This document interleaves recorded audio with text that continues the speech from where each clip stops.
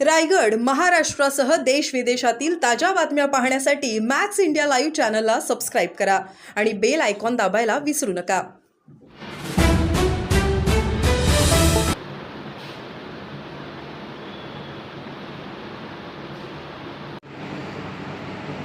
मनुस्मृतीला मानणारे जो काही वर्ग आहे तो संविधान आम्ही सर्वांनी मिळून PR फाउंडेशनचे कोणते वाटकर आणि आम्ही सर्व या कार्यक्रमाचे जे काही संयोजक मंडळी करतो की आपल्याला या ठिकाणी आमचा विलंब झाल्यामुळे नांदेडद्वारा भारतीय संविधानाच्या अमृत वर्षाच्या औचित्याने नांदेड येथे होत असलेला संविधान अमृत महोत्सव दिनांक 3 व 4 फेब्रुवारी नांदेडला कुसुम सभागृहामध्ये या ठिकाणी आयोजित करण्यात आले।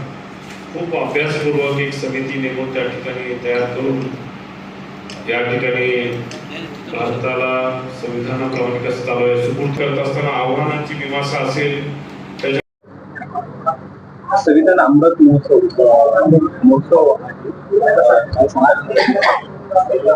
दिनांक 3 व 4 मार्च रोजी नांदेड येथे संविधान अमृत महोत्सव या ठिकाणी घेण्यात येणार आहे। नांदेडच्या संयोजन समितीने संपूर्ण हा कार्यक्रम आयोजित केलेला आहे। संविधानाला 75 वर्ष पूर्ण झालेले आहे आणि या 75 वर्षामध्ये संविधानावर या ठिकाणी मंथन होणं अपेक्षित आहे आणि संविधानाचे सिंहावलोकन असेल, मंथन असेल, बुद्धिजीवी लोकांचे विचार त्या ठिकाणी 3 व 4 2 दिवसीय भरगच कार्यक्रमामध्ये या ठिकाणी आपल्याला ऐकण्यात मिळतील।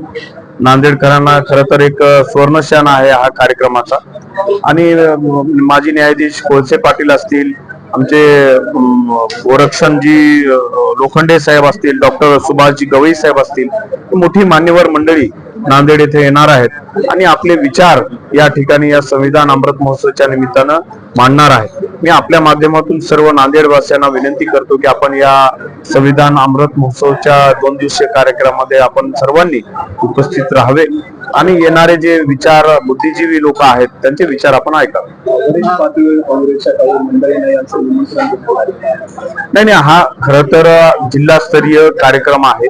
जिल्ह्यातल्या समितीनं या ठिकाणी आयोजन केले असल्यामुळं आणि प्रत्येक जिल्ह्यामध्ये संविधान अमृत महोत्सव त्या समितीच्या माध्यमातून प्रत्येक जिल्ह्यामध्ये होत असल्यामुळं आणि आम्ही वरही कोणालाही निमंत्रण दिलं नाही, फक्त जिल्हास्तरीय लोक या ठिकाणी उपस्थित राहतात। मुख्यमंत्री माणिकराव कोकाटे यांना 2 वर्षाचा कारावास झाला, त्यांचा राजीनामा घ्यायला पाहिजे। खरं तर कृषी मंत्री माणिकराव कोकाटे यांनी 4-5 दिवसापूर्वी एक शेतकऱ्यांच्या प्रती जे वक्तव्य केलेलं होतं, 1 रुपया भिकारी भीक घेत नाही पण आम्ही पीक विमा घेतो, हे वक्तव्य अत्यंत चुकीचं आहे, निंदनीय असं मला वाटतं।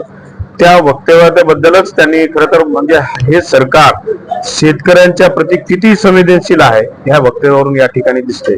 त्या वक्तव्य केल्यावरच आम्ही काँग्रेसने त्यांच्या राजीनाम्याची या ठिकाणी मागणी केली होती, पण परत 2 दिवसांनी त्यांचं दुसरं प्रकरण या ठिकाणी आलेलं आहे। खरं तर एखादा सरकारमध्ये मंत्री असल्यावर कोण्याही पोलीस प्रशासनाला असेल चौकशी करणाऱ्याला चौकशी करताना अडीअडचणी येतात। खरं तर सरकारला जर खरंच सरकार याच्याविषयी गांभीर्याने घेत असेल तर त्यांनी कृषी मंत्री कोकाटे साहेबांचा राजीनामा घ्यायला पाहिजे आणि त्यांची चौकशी केली पाहिजे। सर, एक प्रश्न आहे, अशोक चव्हाण सत्तेमध्ये होते आणि आज अर्धापूरला रोजगार मेळावा आहे, नायगाव असेल, मुखेड असेल, इथले लोक स्थलांतरित झालेले आहेत, तर काय सांगू? स्थलांतरित झालेत म्हणजे कुठं? कामासाठी स्थलांतरित झाले नाही, आज माननीय अशोकरावजी चव्हाण साहेब त्यांच्या मतदारसंघामध्ये रोजगार मेळावे घेत आहेत। खरं तर मला एवढं सांगायचंय की अशोकरावजी चव्हाण साहेब इतक्या वर्ष सत्तेमध्ये होते, उद्योग मंत्री होते। आज नांदेड जिल्ह्यामध्ये किती प्रमाणात उद्योग आले हेही आपण त्या निमित्तानं आपण बघलं पाहिजे आणि असे रोजगार मेळावे घेण्याची का येत आहे हेही त्यांनी तपासलं पाहिजे।